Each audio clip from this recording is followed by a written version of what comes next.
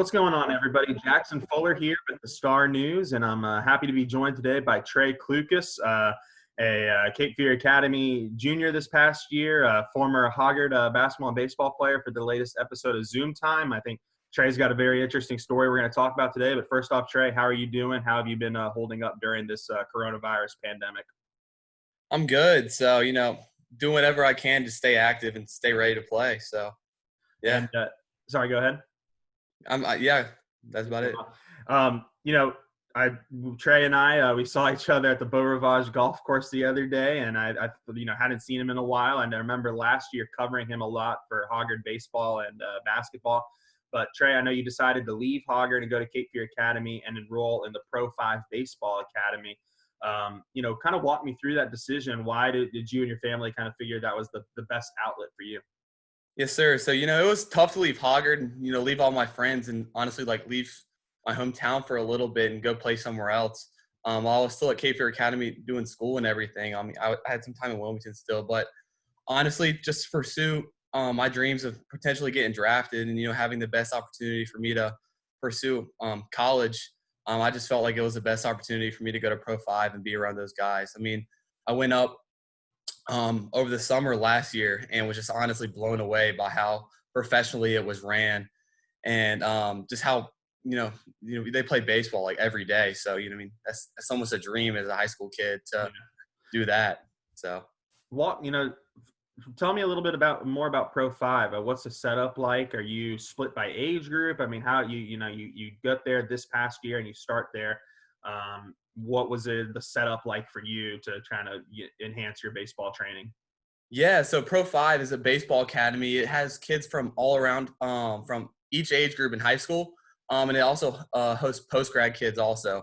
So honestly, it's an opportunity for kids to excel their games to the next level and pretty much play baseball all day. It's similar to IMG Academy, but strictly baseball. So, it's ran by Coach Mike Griffin, and it was started by Jay Stott. Those guys, and along with my pitching coach, Corey Lee, and a guy named Drew Anderson, they're all Raleigh guys. But the leadership up there was awesome. Pretty much what we do is practice from about 9 to 12 almost every day.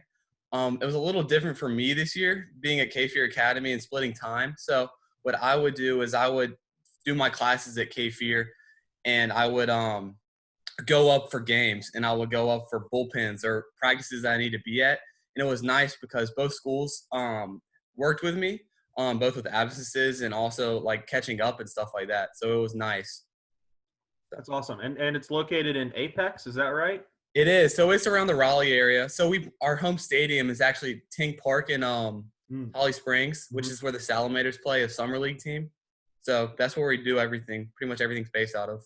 And who are you playing in the games? Are you playing other teams within the academy? Do you play other schools, showcase teams? How do the games kind of work? So this was a big thing that was presented to me when I went up there. Was the good thing is a post grad. So what we do is we play in the PB. There's this thing called the Prep Baseball League, and pretty much we have teams up and down the East Coast that are similar to Pro 5 that are strictly baseball academies or sports academies in general, and we play them. And it's pretty much ran like college conference. So we play Friday, Saturday, Sunday, and we travel to each team's home stadium and play a series, which was cool. And also being a post grad, we got to play colleges too. So we played a lot of JUCOs. We played a lot of Division II, Division III schools like Brunswick Community College, Barton, Fayetteville Tech, schools like that. So it was cool to play against some of the top players. So, being a high school kid playing against college teams is I feel like I'm a step ahead.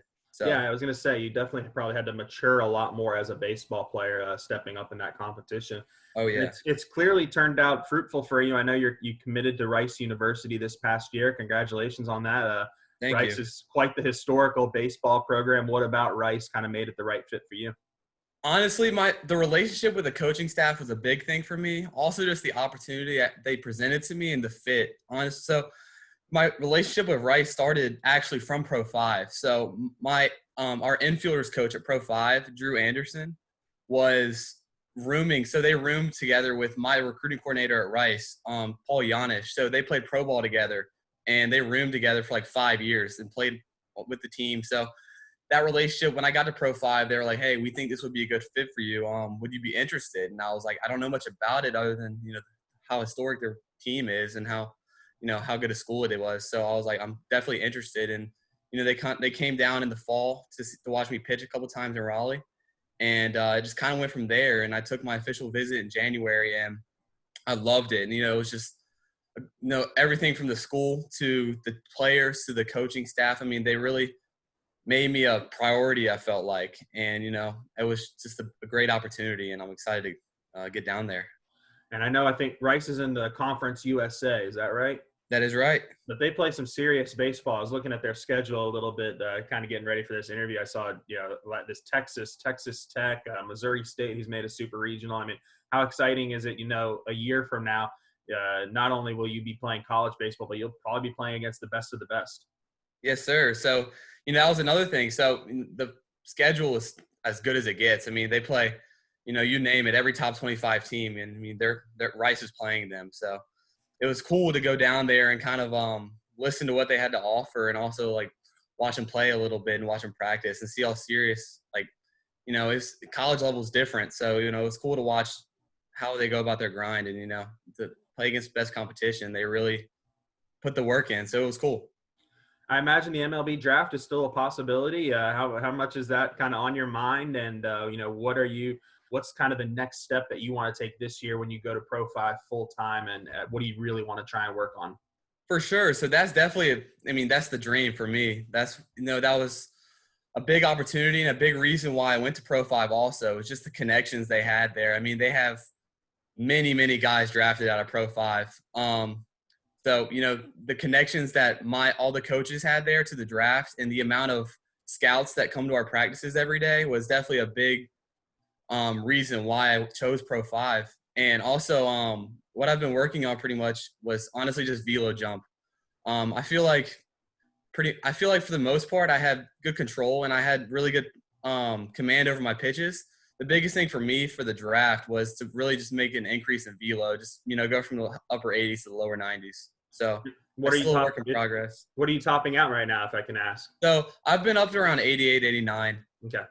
So hopefully my goal is by the end of the summer be up in the 90s. So hey, a left-handed pitcher in the low 90s is a quality that a lot of major league teams are looking for, and especially a lot of college teams too, obviously with Rice. So it's been a while since we've seen you pitch. And when you think about the past, I'm asked what you want to work on, but when you think about the past year or so, how much mentally have you, grown? Because I remember, as a sophomore pitching against varsity players like, in New Hanover and Ashley, I remember seeing that the talent was clearly there, but maybe you weren't quite ready for that. I have to imagine right now you're in a different place than you were mentally as a junior, rising senior with this kind of experience with Pro 5.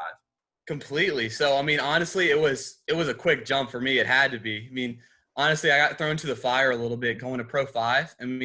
Throwing against, colleges like out the gate. So the nice thing about Pro 5 is we played during the fall too.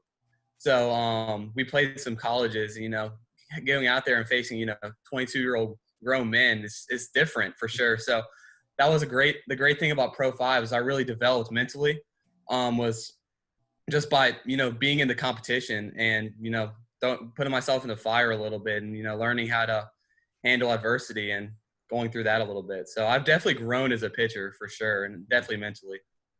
I know I still saw you at plenty of Hoggard basketball games this year as they were making their run. What was that like watching from the sidelines instead of or it's from the stands instead of on the sidelines and on the court? Oh, it was I can't tell you how much I miss basketball.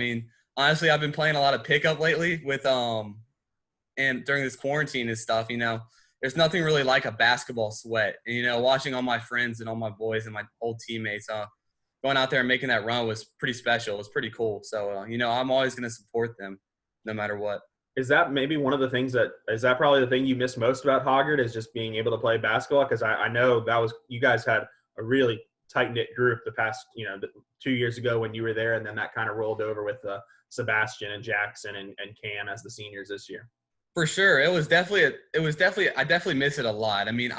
More than just Hoggard. I grew up playing with those guys basketball.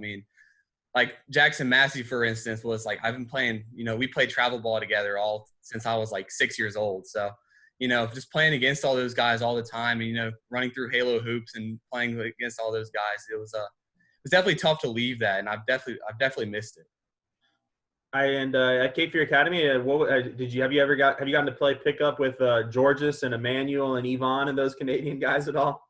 It's funny. Last night I was just out there at Human Cray Park playing with those guys. So, a couple of them have gone home back to their hometowns or whatever. So, but Emmanuel and George have still been here, and they're not leaving till later. So it's been great to play with those guys. I mean, they're they're tough to guard, but it's been fun to match up against those guys a little bit. Awesome. All right, Trey. Well, last question here for you before you get out of here. I like to ask all my guests one final question, a little bit of a fun one for you. If you could snap your fingers and get a live sport back on TV right now, let's cross off all high school sports, but whether it's college baseball, the March Madness tournament, NBA playoffs, the Masters, what would be the one sport that you'd snap your fingers and get on the TV for a 2-week time frame? Definitely March Madness, for sure.